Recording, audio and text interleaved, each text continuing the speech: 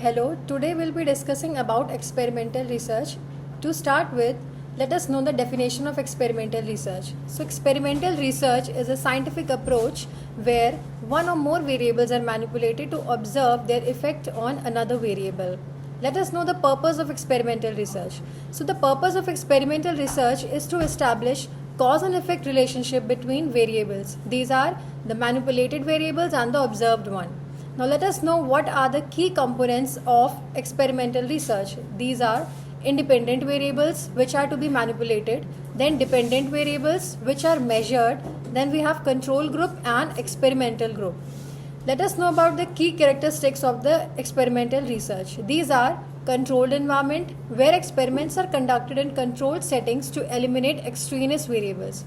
Second is the random assignment where subjects are randomly assigned to either the control or experimental group to ensure that results are due to manipulation of the independent variable.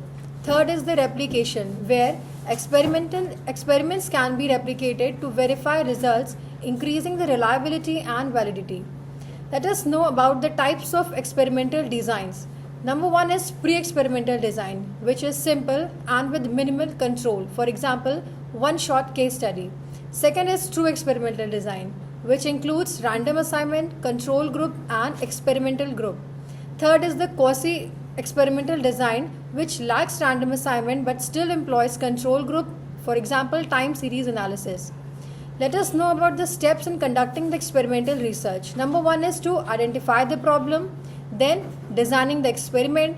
Third is to select the subjects, then conduct the experiment, and fifth is to analyze the data, and lastly drawing the conclusions. Let us know about the advantages of the experimental research. So number one is high level of control over variables, then it can establish cause and effect relationship, then the results are generally replicable. And to know about the disadvantages, number one is the artificial environment may affect external validity. Number two is the ethical considerations may limit the scope of experiments. And third one, time consuming and often costly.